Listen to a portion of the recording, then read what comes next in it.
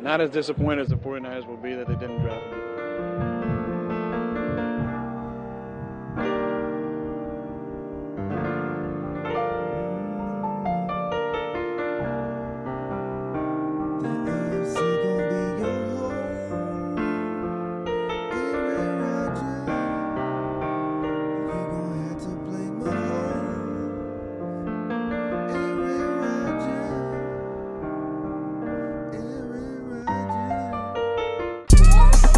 Triple double hat trick, I know the code too.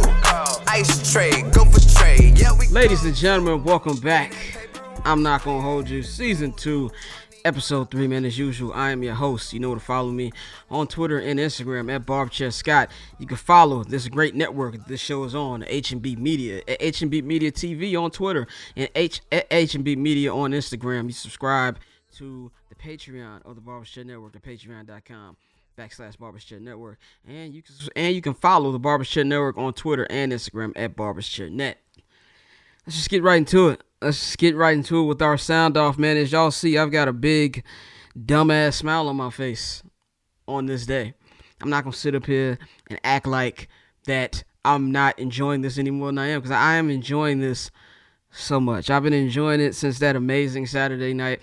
And I've had a lot of people text me, tweet me, Scott, just because the Packers fail doesn't make the Bears good. That's fine. I've accepted the mediocrity that my football team is. I've accepted that I might never see my team hoist the Lombardi Trophy. It might happen, it might not. We have a promising GM that we'll get into on 79th and House. We're just waiting to see who the head coach is going to be. But that's not what we're here for. I'm here to throw dirt on my enemies, man. And we've got, if you've been under a rock, the Green Bay Packers, number 1 seed, got eliminated in the first round. In fact, both number 1 seeds in both conferences. Tennessee. It used to be the Oilers. Tennessee Titans got eliminated by the Bengals. And by the way, we'll have the homies John and Daddy-O from the number 1 Bengals podcast on later in the show to talk about that game and to preview this week's AFC Championship. But the Packers, all through the season, they're the number 1 team. It's Aaron Rodgers to lose. He's going to win this one in his possible last year. You know, they're going to finally get over the hump after losing the NFC Championship game the last 2 years. No more. None of that. They got eliminated in the snow. And let's not forget, let's rewind 2 years ago. I wish I had the video queued up. Let's rewind to 2 years ago after the Packers got their ass kicked in the NFC Championship game by the San Francisco 49ers in San Fran. Aaron Rodgers went to the podium and said, man, we got to get one of these games in Green Bay. It's a lot different when that temperature's below zero and there's snow outside. Well, Mr. Immunized, it was below zero and it was snow this past Saturday, if I'm not mistaken, and y'all lost. Not only did you lose, he did not throw a touchdown in this game. So I got a couple of facts for y'all. Some fun facts. Don't get mad at me, any Packer fan watching this. Actually, if you do get mad at me, I don't really give a fuck, because fuck y'all. I got a couple facts to go over, a couple stats. What they say on SportsCenter back in the day, Coors Light, cold hard facts. I got a couple for y'all. Aaron Rodgers now has 16 straight playoff starts without starting in the Super Bowl. And for those of you home wondering, that is the longest in NFL history. He has a 12-10 playoff record in his time in Green Bay. In Patrick Mahomes' 5 seasons in the NFL, he already has 8. And by the end of this weekend, he might have 9. So he's getting closer to that. He has a 1-4 record in the NFC title game. The last NFC championship he won was against Caleb Haney 11 years ago. A game that went down to the wire. It shouldn't have, because you're going against a second-string quarterback. This is a guy who has not been to the Super Bowl since Obama's first term. Whitney Houston was still alive the last time Aaron Rodgers won a Super Bowl. Obama was in, it wasn't even, what I said, first time? He wasn't even getting ready for an election. Michael Jackson only been dead for 2 years. LeBron James had no championships. We didn't give a fuck about who Steph Curry was. That's how long ago it was. And he is now 0-4 against the San Francisco 49ers. He is the first quarterback in NFL history to lose to the same team 4 times in the playoffs. Never happened before. In over 100 years of this great league, we've never seen that. He is now tied with the illustrious quarterbacks Trent Dilfer, Neil O'Donnell, and Rex Grossman for conference championships. And if Jimmy G wins this week, Jimmy G will have 2 NFC titles in only 2 healthy years as a starter, which is incredible. And Lambeau Field, the frozen tundra, they used to say on those NFL Films videos, now hosts the most playoff losses over the last 20 years with 7. 7 over the last 20 years. That's a hell of a home field advantage. Now let's talk about these 4 huge 3-and-outs that Aaron Rodgers has had over these last 2 playoffs. We cannot forget about a 3-and-out down 28-23 to the Tampa Bay Buccaneers last year in the NFC Championship game. We cannot forget about the next drive after that when they went 3-and-out again with the same 28-23 score against the Tampa Bay Buccaneers.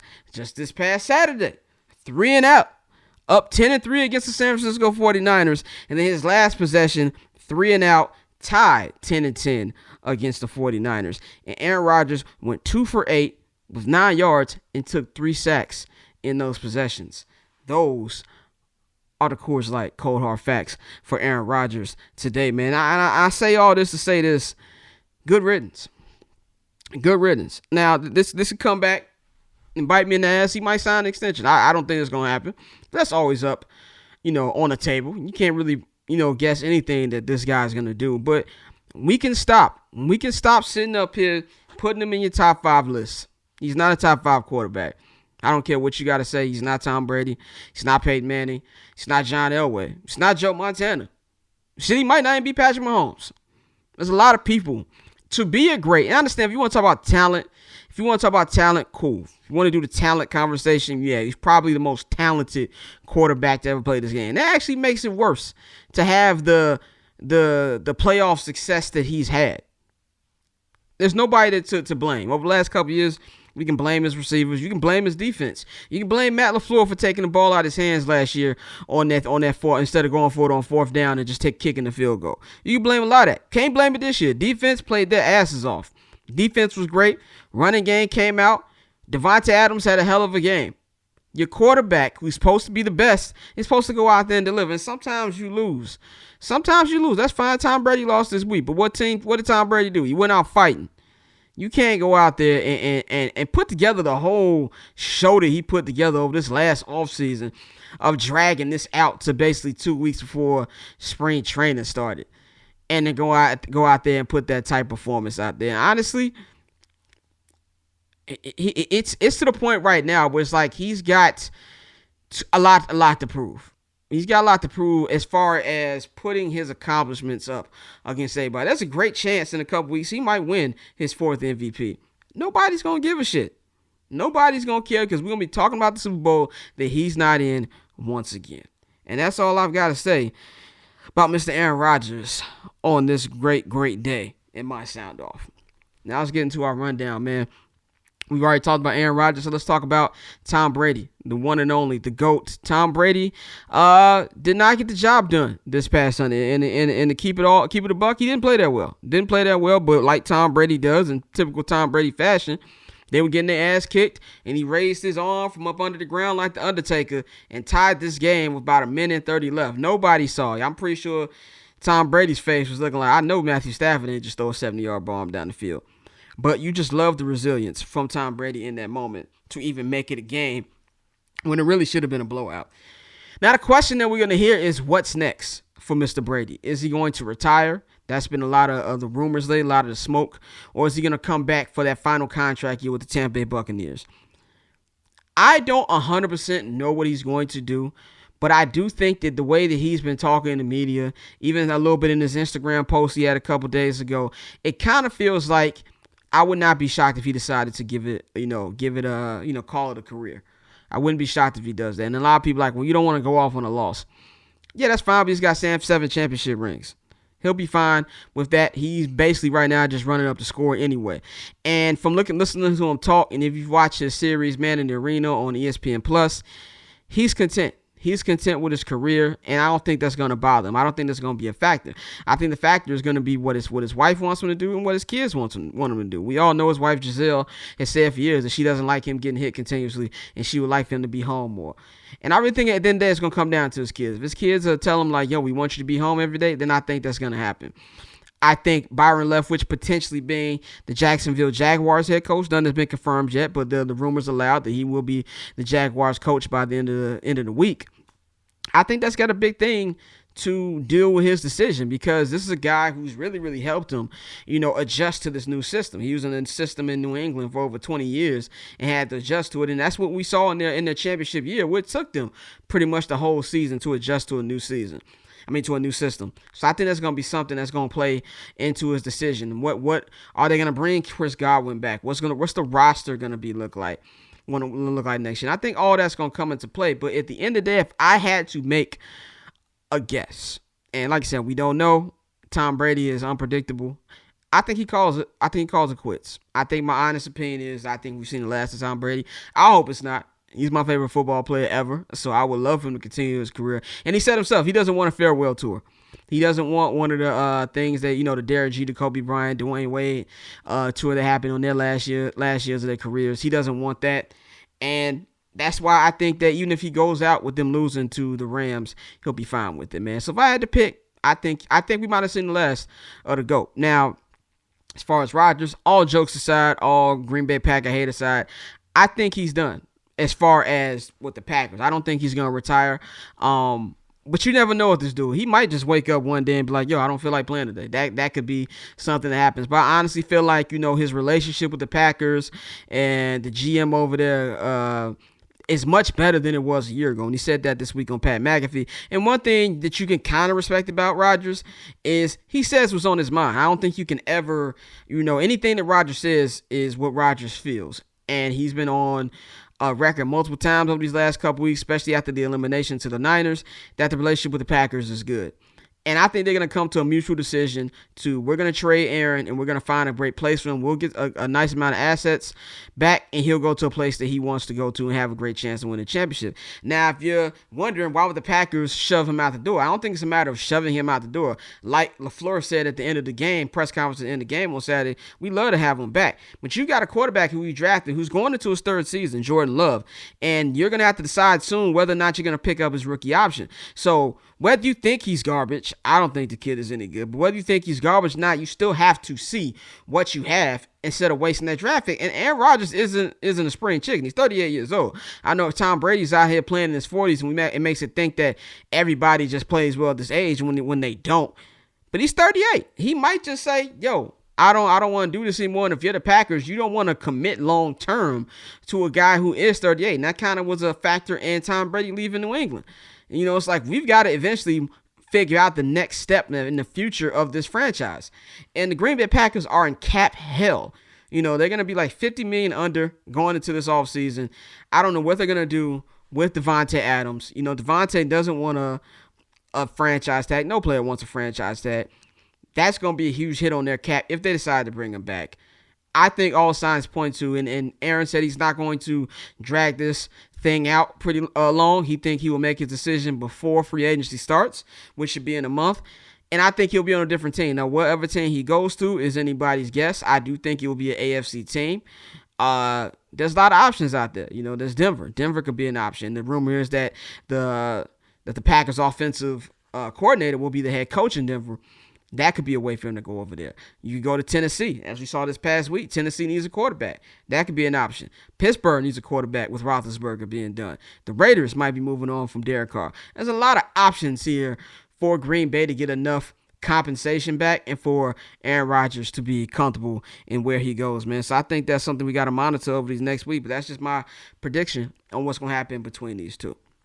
Now, out with the old, in with the new, man. This past weekend, I think, was the greatest, at least for me, the greatest weekend of football I've ever seen. I've never seen 4 playoff games be decided at the final possession in all 4. You had 3 of them in on a last-second field goal, and then we had Mahomes versus Josh Allen in the AFC divisional game, which went to overtime. And that game, 7 touchdowns scored between the two. over 3,000 yards passing. You know what I'm saying? Like, it was just, crazy things that we saw this past weekend. And you're really setting up the new era with Joe Burrow. You see what's going on over there with Josh Allen and Patrick Mahomes. And it's exciting to see kind of like the guard switching. Like we all know over the last 20 years, we've been watching all these guys. And Mahomes is kind of like the leader of the new school. On my article on Slick Sports, I compared it to the rise of the Attitude Era of Stone Cold Steve Austin, The Rock, Undertaker, Triple H. And it's kind of like what we're seeing right now with Mahomes, Allen, Burrow, and even guys who are not in the playoffs like Justin Herbert, Lamar Jackson, and who knows, maybe even Trevor Lawrence might get into this in a couple years. I still think, despite his poor rookie year, once he gets a better coach and maybe it's Leftwich, that he can be in that conversation. It's going to be fun to see. And all the games are fun, but everybody wants to talk about this Bills-Chiefs game. And this was one of the greatest football games I've ever seen in my life. And I was on the edge of my seat, and I had no rooting interest. Now, of course, I picked the Bills to win. I was wrong. That defense they played, both teams play shitty defense. Like, everybody is focused on the Bills giving up all those yards with 13 seconds left. But the Chiefs' defense wasn't any better. Like, they were trading shots for, like, the last minute. Last 2 minutes of that game was ridiculous. So it was bad defense on both sides. But I think a lot of people are too focused on the overtime rules. And I feel like the overtime rules are shadowing such a great competition that we saw between the two. You got to play some damn defense. I understand people say both should get a pick. No, if you go out there and you play defense, then you'll get the ball back. The game only ends if you score a touchdown. Even if you hold them to a field goal, you're still getting the ball back. So play some kind of defense and you'll be able to respond. So I don't want to hear about it's not fair to each one. This game was decided by a coin toss. No, it was decided because the Bills couldn't play no fucking defense. That's what it was decided by. And we need to stop talking about that, man. Just focus on what's really going on with these defenses. And I think we're just getting way too offensive heavy with the NFL to where we're forgetting that there's two sides of the ball. But just on a rivalry standpoint, I think we can officially call this a rivalry. I think this has a great chance to be this new generation's Tom Brady and Peyton Manning. We've seen them meet in the playoffs multiple times, multiple conference championship games. This is the second time these guys have met. And you can really see the respect between the two, as we saw between Brady and Manning. I think it was even a cool shot at the end of the game after Mahomes threw that touchdown to Kelsey when he ran down to the 50-yard line to grab Josh Allen, hug him, and they talked up in the middle of the field. And I think that's dope for the NFL. And the NFL doesn't lose right now. I think everybody's talking about, football's not what it used to be. Bro, the ratings we got this week were ridiculous. There was even a stat that 90% of TVs that were in Kansas City were watching this game. And the bigger thing about it, these are small market teams. This is Kansas City and this is Buffalo. It's not like we've got the Giants or the Bears or the Niners or things like that. These are small market teams generating this big ass viewing for the NFL. And if you're Roger Goodell, you should be beyond excited. On the other hand, with the NBA, we're getting towards the end of the LeBron James era. I'm not saying we're getting towards the end of Katie and Steph, but these guys are the elder statesmen now. And as big as, some of the young talent is, I don't think we have too many franchise-changing young players, at least yet. There's some with potential to be that. But you've already got that right now in Mahomes and Allen. And it looks like we're going to get that with Burrow. And I'm pretty sure it's going to be Herbert and the others. And that's just the AFC. The NFC is not as competitive right now. I think the guys you can name will probably be Kyler Murray is a guy you got to look at. There's a potential. Trey Lance, who's going to be the quarterback of the 49ers next year. It doesn't matter if Jimmy Garoppolo hoists the Lombardi in a couple weeks or not. That guy is out of there. They're going to build this team around Trey Lance next year. He has a shot. Now, Trey is an extreme project. I don't want to compare him to Trubisky, but Trubisky was a project also. Now, he's going to be in a much better situation being surrounded by Kyle Shanahan and that offense and being surrounded with George Kittle, Deebo Samuel, and that great defense. He's got the perfect tools to win. Another contender who could beat one of those guys in the NFC is Justin Fields. Another guy like Trevor Lawrence who has been surrounded by shit in his rookie year but showed flashes of being that great quarterback and who they were in college and high school. These are the two guys who've been touted as the next generation great quarterbacks since they were in high school. Remember remember the QB1 show on Netflix.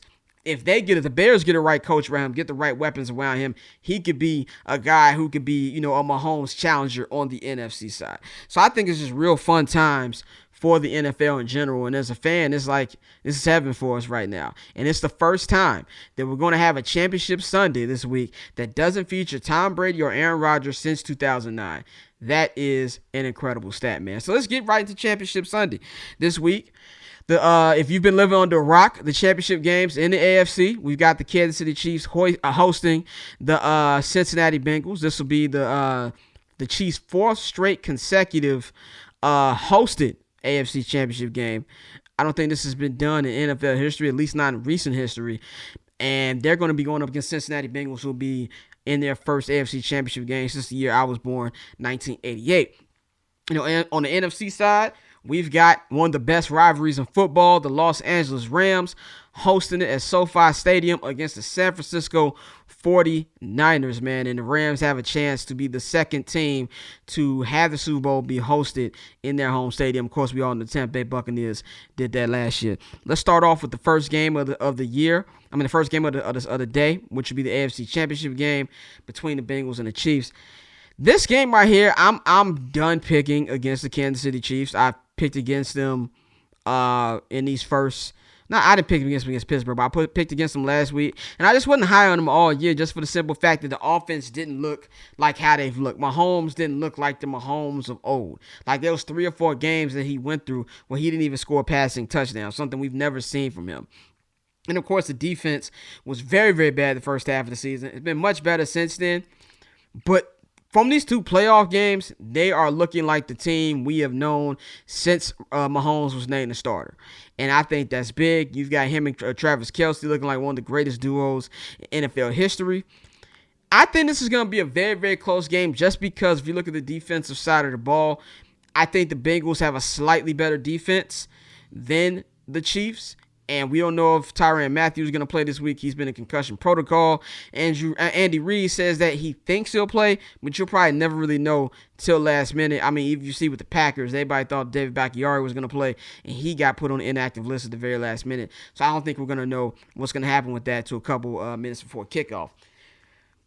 And one thing I love about Joe Burrow on this side, I feel like everybody's been counting him out in these playoffs. Last week, I didn't pick them to beat Tennessee, especially with that offensive line. But the good thing for the Bengals, this Chiefs defensive line is nowhere near as good as what they saw last week in Tennessee. They used to playing in hostile situations. But what the Bengals can't do is what they did in Week 17, and that's go down by double-digit points in this game because you're going to be on the road this time. You're not going to have that Cincinnati crowd behind you to be able to come back and win this game. I feel like if they get down 10-13, it might be curtains. But I'm going to take the Chiefs in this game. I think it'll be a highly contested game, very close game. And I think the Chiefs they're not going to have enough offensively to beat them. To even have a chance to beat a Patrick Mahomes-led team, especially in the playoffs, you got to put up at least 35 points. At least 35 points. The Bills put up 36 and lost. So that and the Chiefs put up 42 points against the number 1 defense in the NFL. Statistically, the Bills were the number 1 defense in the NFL, and as good as this Cincinnati unit has been, especially in the playoffs, they are not the Bills on the defensive side of the ball. Now, I ultimately think that Burrow and the offense isn't going to be able to go blow for blow with Mahomes, and I do think it'll be at least a 10-point win for the Chiefs. But it's going to be one of those games where it's close and then it gets decided on a last-minute touchdown and pushes us up to 10. But I think it'll be a very, very good game. Of course, NFC Championship game, Niners and Rams. This is a toss-up. This is the most toss-up game of this Sunday because you have 2 division rivals. The Niners are coming into this game winning 6 in a row against the Rams, which is crazy. Swept them this year, destroyed them at Levi Stadium early in the season, and it came back from 17 points in Week 18 against the Rams in SoFi Stadium. And I don't care how good you are, it's very hard to beat the same team, especially a team in your division 3 times. It's just some things that we just don't see a lot. And you have both of these teams that they're not necessarily going to run away with. And they kind of mirror each other in that way, where I feel like both defenses are nasty. Both Pass rushes are nasty. I think the difference between them be where I would feel like the secondary of the Rams is much better just because you got a guy like Jalen Ramsey who is a shutdown corner, one of the few true shutdown corners we have left in this league. And he's going to be able to make things rough on this Niners receiving core. And both the quarterbacks are kind of similar. No, of course we all know Stafford is a more talented quarterback than Jimmy Garoppolo, and I even think Stafford is a better quarterback than Jimmy Garoppolo. But they both do smelly shit. You can't really put your trust in either of them because Stafford could be playing a great game, and he played a great game this past Sunday. I mean, as a guy who's been a staunch Matthew Stafford hater, I even called him Stat Padford, one of my names for him. I'm going to say he shut me up because he still has to finish the deal. Jared Goff still got this team to a Super Bowl, so I think in order to justify the trade and giving up all those first-rounders that the Rams did to get him, they have to win the whole thing. But going to the Tom Brady house, which is something I said in the middle of the season I just did not see happening, that shut me up for a little bit. I was like, damn, there was no part of me that thought the Rams were winning that football game after they tied it with a minute and 30 left. I'm like, okay, we're going to overtime with the absolute worst.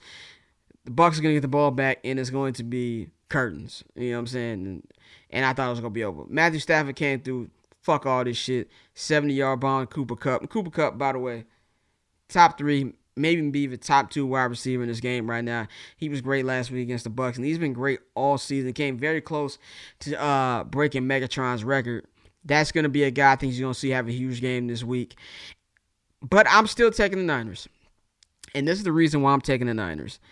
This team just gives me Team of Destiny vibes. And what I mean by Team of Destiny vibe, I'm not saying I'm going to pick them to win the Super Bowl because, like I said, I'm done picking against the Chiefs. But as far as the NFC, they've done everything they could. This was a team that was dead in the water in the midseason. Out of the Soldier Field midseason at the end of October when the Bears hosted them, and it looked like the Niners had no chance of making the playoffs. The Bears were up in that game. They came back. Jimmy Garoppolo had a hell of a game. Debo had a hell of a game. They came back, won, beat the Bears, and that kind of got them rolling in the second half of the season, and they came through, finished as one of the bottom seeds. They went out there, beat the Rams in the final week of the season, went on the road to Dallas, beat the number 1 seed there, went in the cold and the snow, something nobody thought they could do, beat the Green Bay Packers. This is a team they know they can beat, and this is a team they know is going to give them every shot to beat them. That's one thing the Rams don't know how to do. The Rams don't know how to close games. That's going to be a big factor. And Jimmy G is kind of like the opposite of Stafford. Stafford could be having a great game, and then it goes to shit. Jimmy G can have a great game and have a game that started off shit. In the fourth quarter, he starts looking like Montana. It's the weirdest shit on planet Earth. So I would not be shocked if the Rams do win this game. It's very tough to beat teams 3 times. I'm going to go with the Niners. I think the defense will be a little bit too much, and I trust Jimmy Garoppolo just a little bit more than I trust Matthew Stafford in the fourth quarter, man, and I think that's going to be the deciding factor, and we're going to get a rematch of Super Bowl 54 right here in SoFi Stadium in a couple weeks between the Chiefs and the San Francisco 49ers, man. I think that'd be a good one.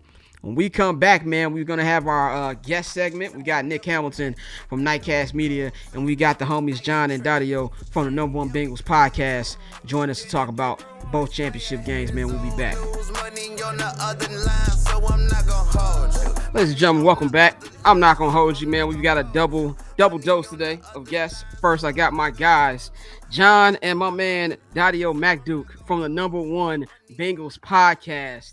Out there, man. That's all you need to know. These are some great guys. I've been on you guys' show multiple times at the beginning of the season, talk about the legend that is Joe Burrow. And so it is an honor to have you guys on my show. How y'all doing, man? Couple days for the AFC Championship. Man, we're feeling great. Me and John, we don't know what to do with ourselves. We're feeling great about the Bengals. It's great to be on your show for once. I love your show. I've been following your show for a very long time. Very fun, very lively. So we're so happy that you had us on your show. Man, it is a pleasure, man. It's definitely great to have y'all on, man. Let's just get into it. When I first came to you guys' show for the first time, it was maybe like a couple weeks before the season began. I know we were talking about Justin Fields. We were talking about how much a fan I was about Joe Burrow. And then, of course, I came back right before the Bears game against the Bengals, and I thought Joe Burrow was going to kick our ass. That was one of the few games we won this year. Tell me how you guys have felt about this entire regular season, this entire run, and even in your wildest imagination, did you think you'd be here 60 minutes away from the Super Bowl? John, Daddy, you want to you take that? take you Oh, go ahead. you want me to take it? Okay, Yes, I'll give you the please. real version, then Daddy will give you his version as well. I think around that time with the Bears game, it was still a lot to figure out about this team in general. They were coming off of a clutch win against the Minnesota Vikings, but you could tell that there were still limitations with Burrow and the offense in general, and a lot of that was exposed in that Week 2 game. And then after that, it seemed like things were starting to click. They beat Pittsburgh by 2 touchdowns. Burrow looked more like his normal self. He was mobile in the pocket. And ever since then, they just kept building and building and building. The team in general has just been really growing up together and just really meshing well with just everyone in the locker room. Guys are staying healthy. And the more that Burrow played, the more comfortable he got with that knee brace on. And now he's basically back to 100%. And then in December against the 49ers, we really saw the true arrival of LSU Joe Burrow in Cincinnati. And he was truly making these magical plays and playing at this insane level of efficiency that has carried now into the playoffs. And then they got to the playoffs, and then they won their first playoff game in 31 years. They won their first road playoff game in team history. And now there's just a feeling that there's really nothing that this team can't really do, despite, a lot of people saying before the year that they were a year away. Yeah, I'm just to back John's point. Joe Burrow tore so many ligaments in his knee that I had to study anatomy just to do the show. It was like 15 ligaments. This man a year ago couldn't walk, he couldn't talk, he couldn't do anything, and He could talk. And well, he could talk, but it was mostly groaning and moaning. But look, he got sacked in the playoff game against the Titans 9 times, and I think that's a perfect that encapsulates the whole season for the Bengals. It's like the Bears game, it was a disaster. The Browns game, the first Browns game was a disaster. Burrow didn't play in the second one, where it was just like everything fell apart. And then the team comes back the next week, 2 weeks later, whatever, and they have a blowout win that nobody expects them to win.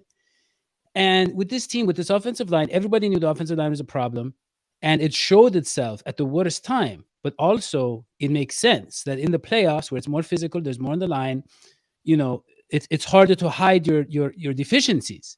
But it didn't matter. It doesn't matter for Burrow, and it doesn't matter for the rest of the team. The team has its identity. I can't think in history when we've ever had a football team accomplish the things this team has done with these kind of deficiencies, and it's all because of that mentality. Burrow has the mentality. McPherson, our kicker, has the mentality, and our defense. The defense, gives up some huge plays to AJ Brown, but guess what? They come back. Eli Apple, a cast-off, a guy who's been around the league. Nobody thought he was good. He comes, he tips the ball. Interception, Burrow throws a quick 20, 30-yard pass, ends the game. And that's why this team, they could win any single game, and the deficiencies could show at any time. But they have guts, and they have courage, and they really feel they're capable of everything. And that's why I love most about the Bengals team is the confidence that you see from these guys. It's like Joe Burrow, like even after the first win, which is a huge win for you guys against the Raiders, first playoff win in over 31 years, everybody celebrating. Y'all coaches buying people drinks at the bar, and Joe Burrow's up there like, yo, it's one fucking win. Like, it's not a big thing. You know what I'm saying? And that's what I loved about it. It's like he's just like, okay, we won that. Let's go to the next one. And so even last week, the defense. Now, I picked Tennessee last week. I was on the show last week. I picked Tennessee. I went 1-3 in my picks. Now, granted, the one I got right was the one I really wanted, was the Packers losing. So I'm fine with losing the other 3 picks that I had. But what I love from them is they took Tannehill completely out of that game. And a lot of people had the questions. And you had, with the offensive line, letting Joe Burrow get sacked 9 times, it didn't matter. He kept fighting, kept going out there making big plays. And I think him and Jamar Chase are one of the top duos in the NFL right now, and it's going to be for the next decade. So the next question I've got for you guys is, this is only second year with Joe Burrow. First year is actual contenders. I would say, are you guys playing with house money? Like, I feel like a lot of people keep talking about Patrick Mahomes for this upcoming week, and rightfully so. Do you think or is this one of the things where we have to win, let's take advantage of this, or I'm just happy with us being here for right now, I didn't see this coming? Well, I'll go first, and then John can correct what I say. My approach is this. on the one side, yes, we've exceeded everybody's expectations. I would say even Joe Burrow's expectations. I don't think anybody thought this team would be able to get to the AFC Championship game. I mean, I'm other than myself, obviously, I predicted them to go 15-2 win the Super Bowl. But I'm not. It's not about me. This show's not about me. But no. But I will say this: on the one hand, they've already surpassed expectations. On the other hand, as our good friend Joe Goodberry's pointed out, other people pointed out, you rarely get an opportunity where you have, other than offensive line and linebacker, this team has no holes. I don't care what anybody says. The secondary, people the secondary against the Titans, they weren't watching the game. They didn't pick up what was going on in the game. The defensive line is very good. Maybe we need one more pass rusher, but it's very good. And obviously the wideouts, the running back, and Joe Burrow. So this team, and the special teams, this team is a complete team, is a pretty complete team, missing a couple of big holes. And it's a very healthy team. So how is that going to happen next year? Is it going to happen the year after that? We don't know. Yes, Joe Burrow will be good. The offense will be good. But is the defense going to be this good? You know, is everybody going to be healthy? So that is why we need to strike now. And I want to say, you know, I really think that 31-year playoff curse being lifted off their backs, that powered we went on the road against the Titans team, the number one seed in the AFC, and we out-tightened them. Yeah. They play very physical, and they had the personnel to really roll over us. And they started to get there. They started to get some long runs, and we just pushed back and fought back. And I think that momentum we have right now is what can carry us all the way to the championship. It might not be there every year. I think Daddy hit it on the second point there. Like the Bengals, the good thing about them is that they have a lot of guys who are under contract, not just for next year, but for the next 2 years. Like a lot of guys still on the rookie deals. And you're looking at a potential window with this roster going through like the 2023 season. So like I think the team is still primed to be in contention for the next couple of years. And it's not just going to be this year, but what Daddy mentioned with the health, like they've been extremely healthy, relative to expectations, relative to what they have been in years past. Like they only have a handful of starters who are not going to play against the Chiefs that started in week 1. And that's what you really have to take advantage. Like you just look at other great teams in just recent memory. Like look at your Bears, man. They went to the Super Bowl in 2006, and unfortunately they lost to Payton in that one. Yeah, and then you went to a conference championship a few years later. I believe you lost to Aaron Rodgers in that one, and you guys haven't really been back since. So like good teams, they come and go, right? And those windows, those opportunities, they're not as frequent as you would expect. Like the Seahawks only won one Super Bowl with Russell Wilson. The Packers only won one with Aaron Rodgers. The Saints only won one with Drew Brees. Like you don't know how many times you're going to be able to get to this point where everything is clicking at this optimal efficiency, and you have the opportunities to face these kinds of teams. So I think the Bengals have a chance to be back in the next couple of years to this situation, but will all the circumstances be right in those years? I don't know, but that's why that you have to take advantage of when you have it right now. I mean, John, I'll add to that. Oh, sorry, just real quick. No, go ahead. Dan Marino, his second year, record-breaking year, right? The man throws 48 touchdowns, over 5,000 yards. But the Dolphins had kind of the similar issues that the Bengals do, which is they couldn't put the defenses together. They couldn't get the run. They couldn't put all the pieces around Marino, and then it was gone. It seems like, I don't know what happened, Scott, the past offseason, and the one we have nailed our free agency picks. I mean, Chidobe Awuzie, Mike Hilton, Eli Apple. Who thought Eli Apple? I mean, that, so many surprise stories from free agency. And the draft picks, they've been working out. Logan Wilson, a lot of draft picks that people didn't expect to work out this well. It's all just coming together. And yes, Duke Tobin does a great job. But I mean, it's just how, can we keep all these guys together? Can we, there's a lot there. Yes.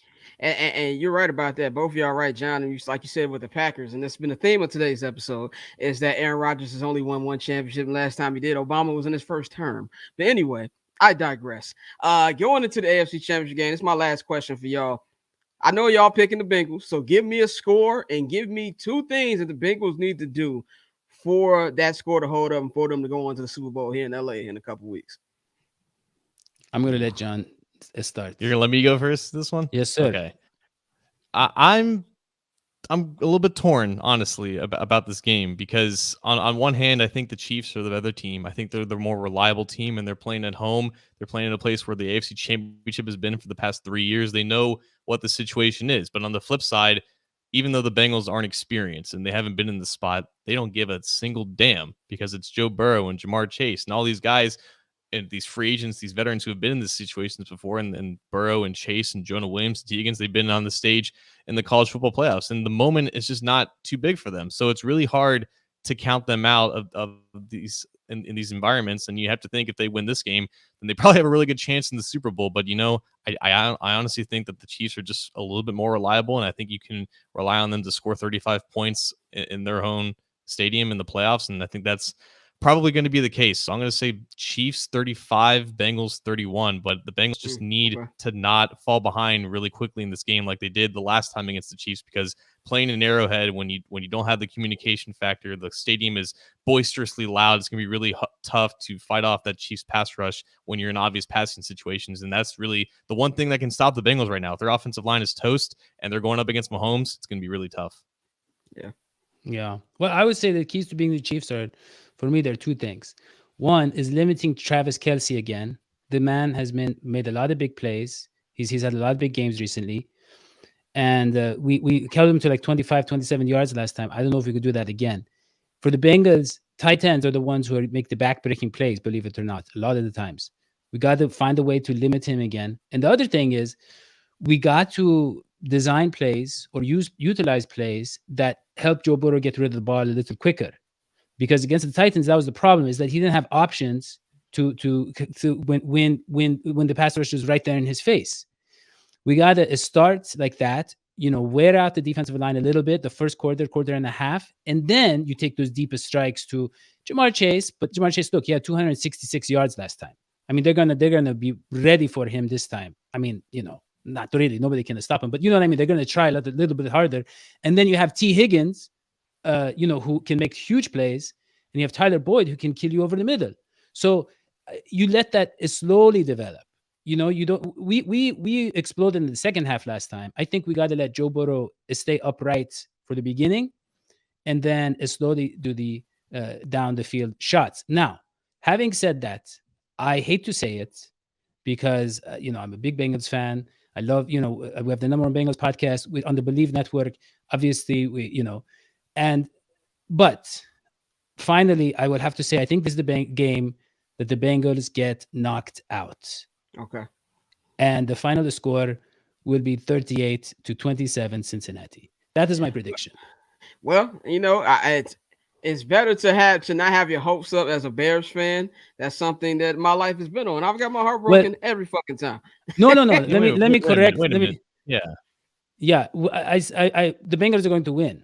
So when they're going to win. Okay, I like that. Yeah. When I say knocked out, it's because when you get knocked out, what do you see? You see a stars. Where are the stars? They're in Los Angeles. And the Super Bowl is in Los Angeles. The Bengals are going to the Super Bowl. That's where the Bengals are going to be at. Yes, sir. I love that, man. Thank y'all for joining me, man. It's always great talking Bengals football with y'all, and just football in general, man. Check out their podcast, #1 Bengals podcast on the Believe Network. John, Dario, man, it's always great to talk to y'all. Love you, Scott. Thanks, Scott. Take care, man. All right, we're back, man. We've got the homie Nick Hamilton, man, from Nightcast Media, joining me today, man. He covers the Los Angeles Rams, of course, the Lakers, also on a couple other Los Angeles teams, man. I'm really glad to have you on to talk about this Rams run to the Super Bowl, man. How's it going? Oh, man, it's good, man. Thanks for having me. I appreciate it.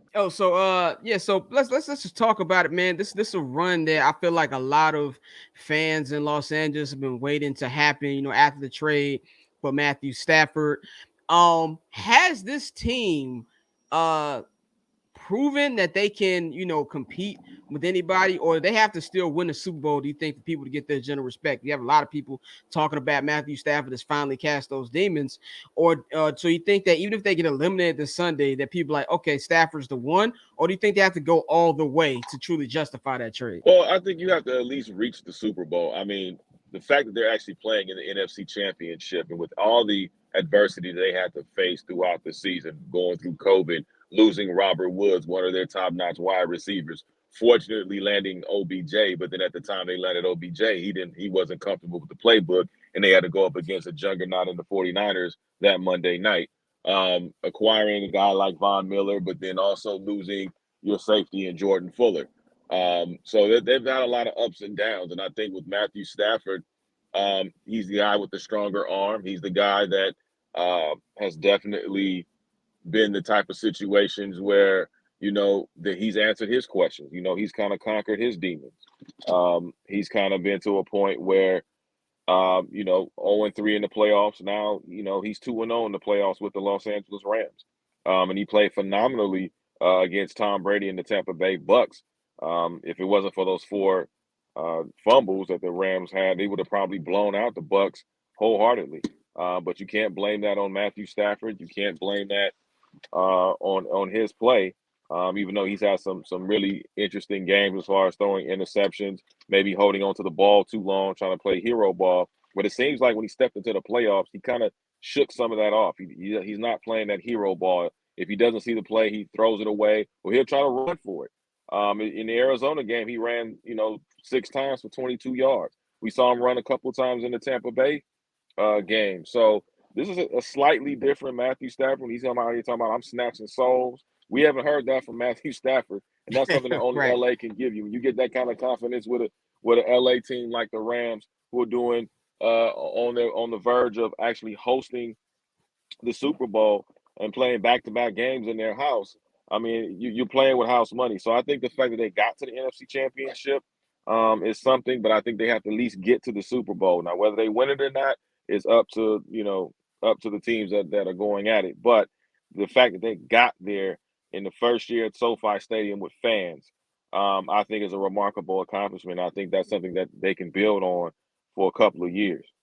Yeah, definitely. And as a Bears fan myself, I'm no stranger to Matthew Stafford. And just watching this past game, I never thought Stafford was a bad quarterback. Obviously, by taking a team, a franchise as bad as the Lions to a couple playoff wins, to a couple playoff appearances, that's something to be, be proud of. But what I saw this past week against the Buccaneers was something I've never seen from Stafford, especially that last throw to Cooper Kupp, where it's like, okay, the usual Tom Brady comeback has begun. Fuck this. I'm going 70 yards down and we're going to win this game. That was just some type of thing that I've never seen before. Now, going into this NFC Championship game, going against the 49ers, which is a division rival, the Rams have lost 6 in a row to them, got swept this year, got destroyed in San Francisco, and then blew a 17-point lead at home in the last week of the season.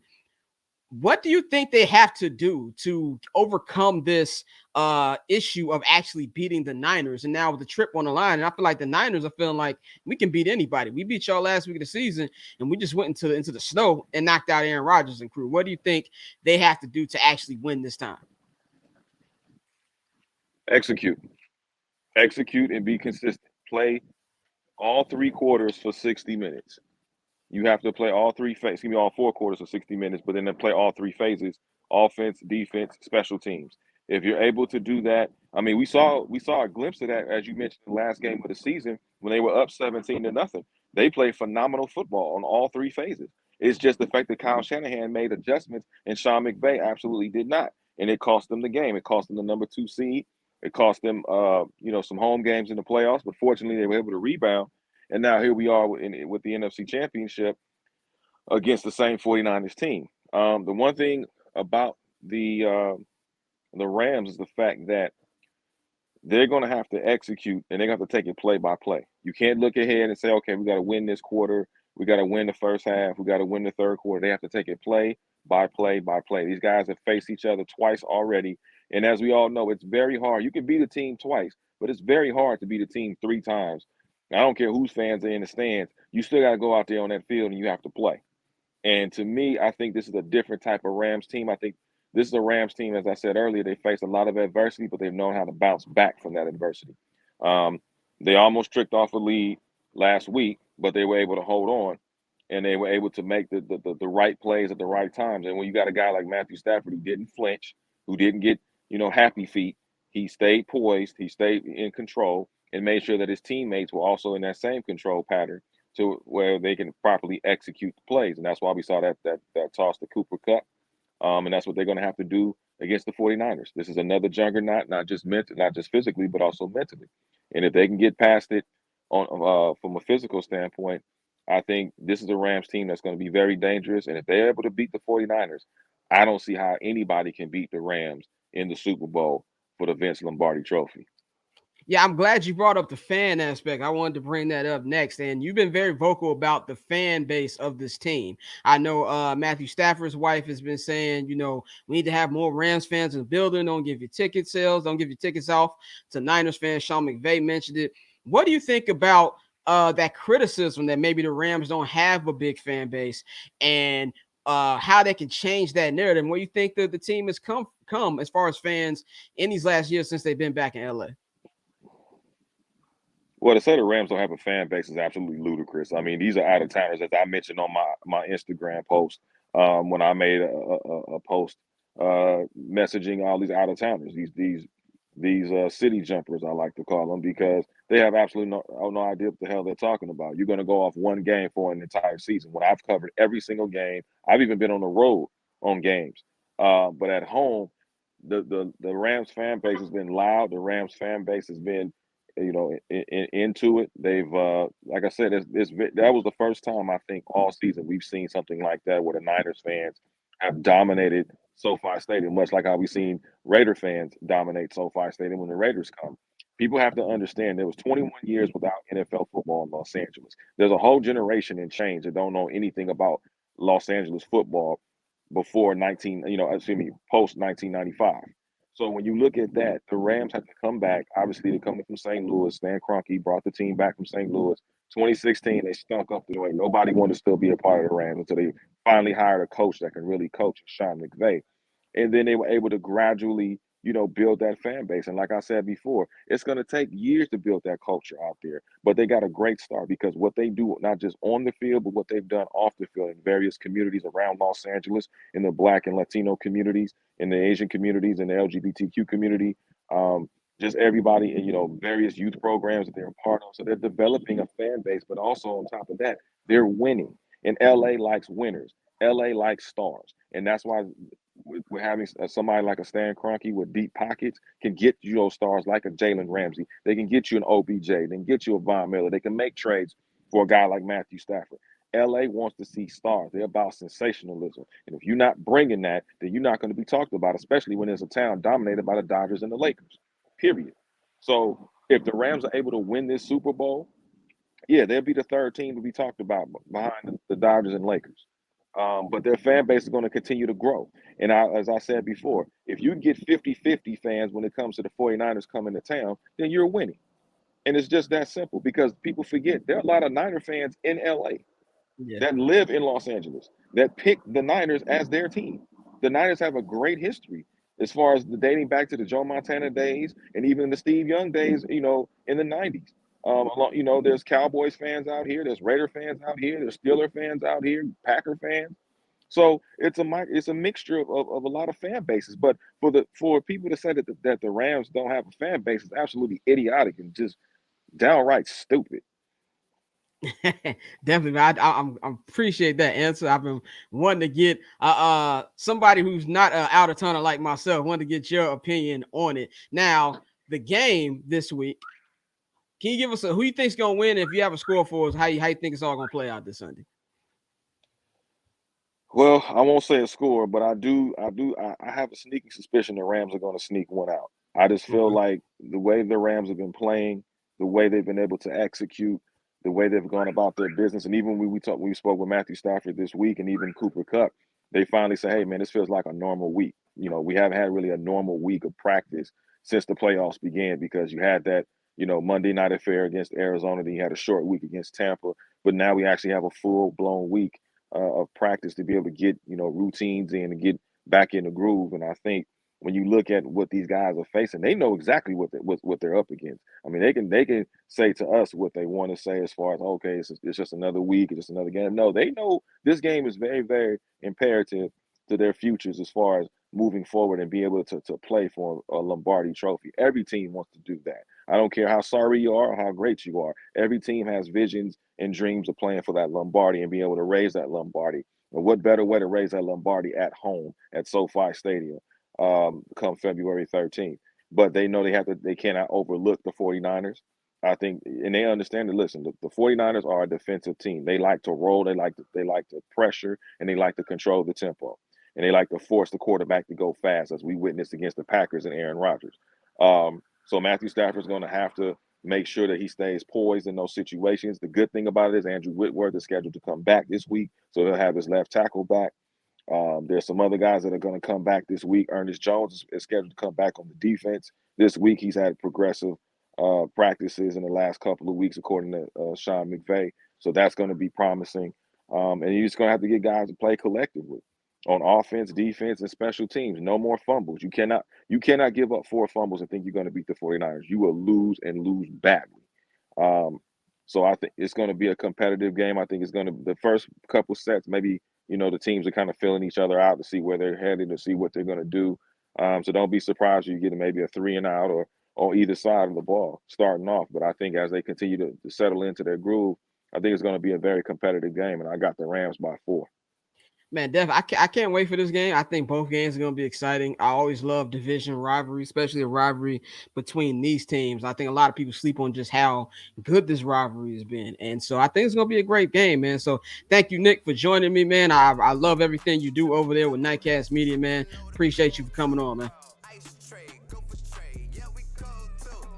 All right, man. Shout out Nick Hamilton. Shout out the guys, Dario and John from Number One Bengals Podcast, man. Y'all getting tuned with everything they are doing, man. I got one last segment before we get to our Goofy Mog of the week, man. We got to talk about one of the big stories in the NFL this week. Massive story. Been a lot of things going on in the NFL. The Bears just hired a new GM. If you want to know how I feel about that, Saban Night the Hallis will be dropping as soon as the next head coach is announced. As we're recording this right now on a Wednesday at 3:50 p.m., nothing has been decided. So by the time you're watching this, there might be a new head coach. I don't know. But at the time we're recording this, the Bears don't have a new coach yet. So when the new coach is decided, me and my brother Flows, we'll talk about it on the show, and you'll get my opinion on that. But the other big story in the NFL, Sean Payton, legendary Sean Payton, head coach of New Orleans Saints, will be stepping down after 16 seasons as head coach. Had a big press conference the other day. He pulled a little Ted Lasso by dropping off some cookies for the reporters and for the owners of the Saints, man. It's a legendary run he had. I mean, the Saints have never been quote-unquote legendary team or real good team before he got there. All I remember is the trash bags over their head. Joe Horn pulling out the cell phone out from the field goal post, in that whole era they had there. He brought a winning culture to the Saints. Their first year, they made the NFC Championship game against the Bears. With the Bears kicked their ass. One of the few Bears playoff memories that I have in the snow. I remember Reggie Bush, burned the defense and did like a somersault into the end zone just for them to score, just for them not to score for the rest of the game. Drew Brees got picked off multiple times. They had no answer for Thomas Jones. But I digress. Then win the Super Bowl a couple years after that in 2009 by beating the Indianapolis Colts. And they've been in the conversation every year. He's been real big in getting Drew Brees to become the quarterback he is and getting Drew Brees to become the Hall of Famer that he will eventually be. A lot of people forget Drew Brees a lot of people weren't high on him coming in New Orleans. They had questions about that shoulder surgery he had. That was one of the reasons why Miami didn't bring him in.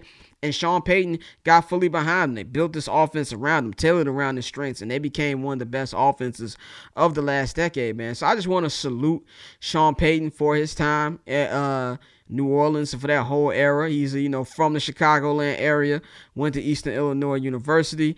He said he's not retiring. He's just stepping down for a year, which means I think he's gonna pull a Bruce Arians, step away for a year, go get in the booth. Amazon is just bought Thursday Night Football.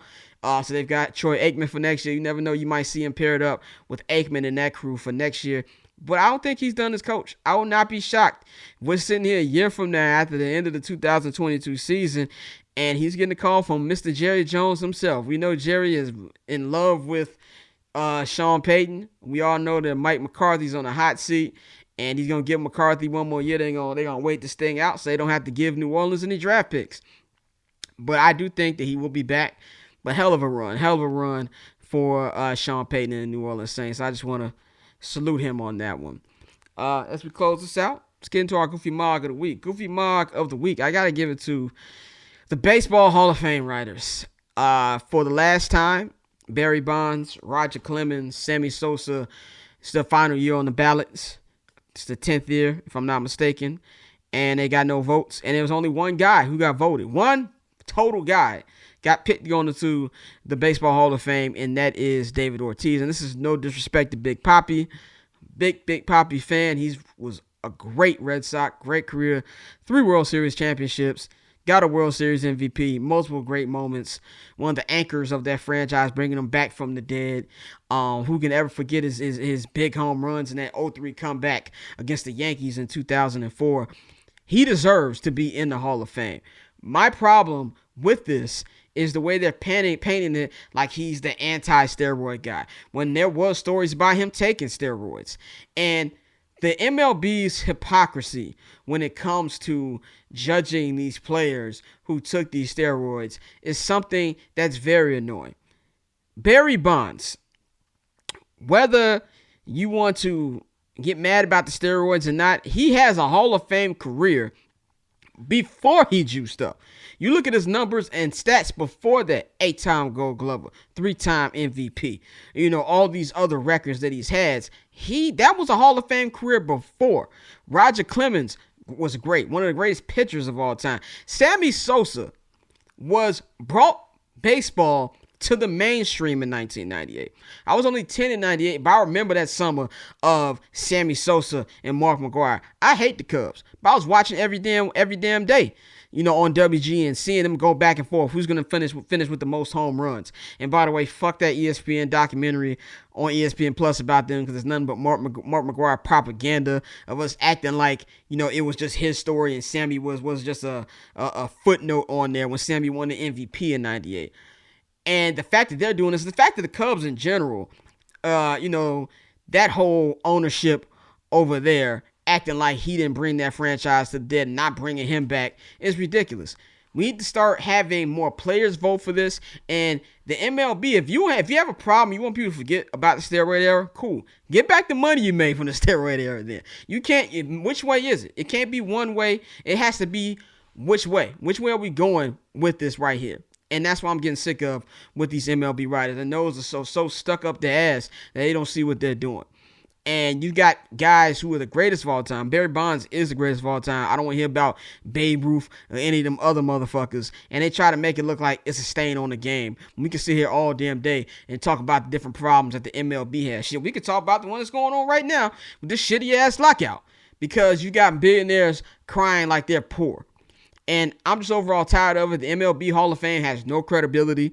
It has, especially out of all the 3 major ones, nobody cares about that. And it's just, with that and the lockout, they're trying to generate more fans, but they're actually alienating the fans that they already have by having lockouts like this, and then having a whole 4 or 5 hour show about the Hall of Fame just to get one motherfucker in there. So I'm getting tired of all of that. That needs to stop.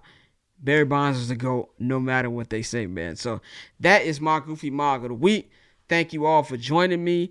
Thank you for my guests, Nick Hamilton, John and Dadio, the #1 Bengals podcast. Thank you for joining me today. And R.I.P. Kobe Bryant. As we're recording, this is 2-year anniversary since the tragic passing of him, his daughter Gigi, and 7 others in that plane crash. Man, I'm wearing my Kobe jersey in honor of him, man. We love you, Kobe. Shout out to everybody. I'll be back next week.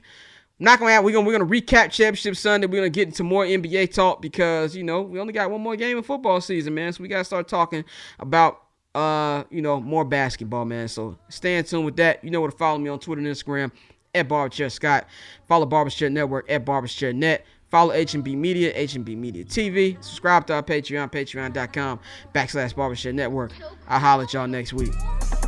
Triple double hat trick, I know the code too. Ice trade, go for trade, yeah we cold too. Getting paper on these player haters, old news. Money on the other line, so I'm not gonna hold you. Money on the other line, so I'm not gonna hold you.